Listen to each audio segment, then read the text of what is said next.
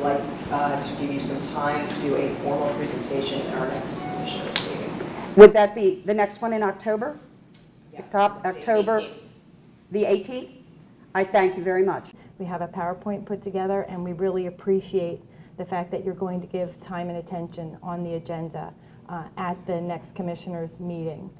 Just for members of the public, in case they want to attend, we are talking about a highly contaminated site located in East Whiteland Township in Chester County. It is a site called the Bishop Tube site, and it's a site that's contaminated with a number of things, but most notably something called TCE, trichloroethylene. Data points on the site have shown levels of trichloroethylene as much as 700,000 parts per trillion. At one point, there was 1.9 million parts per trillion found on the site. And just for your knowledge, the groundwater standard in the Commonwealth of Pennsylvania is just 5. So we're talking about a site that's been contaminated for decades.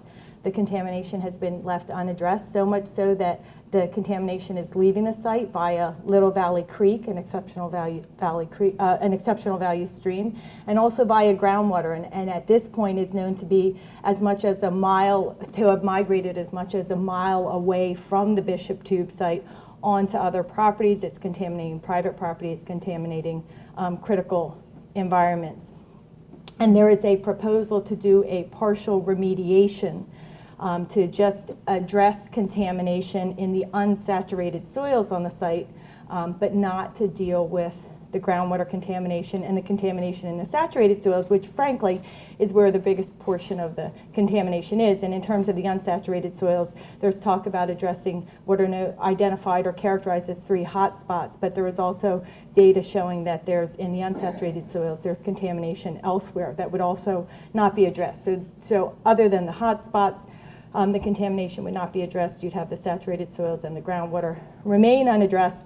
And then, according to the development proposal, while this saturated soils groundwater contamination continued under the site, continued to migrate from the site, there is a proposal to construct over 228 townhomes, bringing over 200 new families to this site that is right next to the Little Valley Creek, again, a receiving stream for this contamination. And we just believe it's highly inappropriate to be, for the state or the county or the township or anybody to be considering allowing this development to go forward after only a partial remediation. And in fact, what the community is seeking, what the community wants, what the community deserves is full and total cleanup of this site, and then the site protected as clean, green, open space for the benefit of the community that has suffered for decades, literally, at the hands, so to speak, of this highly contaminated site.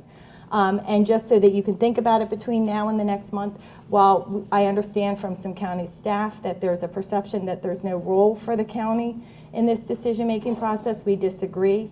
As leaders of the community, elected political leaders of the community, we believe the county commissioners should take a firm and strong stance to defend the community, to seek full, complete, total remediation of the site, and then its protection and preservation as clean, green, open space for the benefit of the community. So just as elected officials, but also in order for the developer to secure a state grant, the developer would like to get $1 million grant out of the Industrial Sites Reuse Program.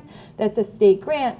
The ownership of the site has to transfer to some public entity, and I won't bore you with the text of the ISRP requirements. You can read them for yourself, and we'll talk about them at the presentation next month. But suffice it to say that there has to be some sort of public body that's involved in this for this grant to pass through. And the biggest conversation is that, it is our understanding that it is the intent of the developer to try to get the Chester County Economic Development Council to play that role in this process. And while that may not be an official county body, we do note that there are a number of county officials that sit on the board of directors of that body, including all 3 of you, and therefore would be engaged in the decision making and presumably have a significant level of of contribution to whether or not the CCEDC decides to play that role. And we want you as county officials to do anything and everything you can to prevent that from happening.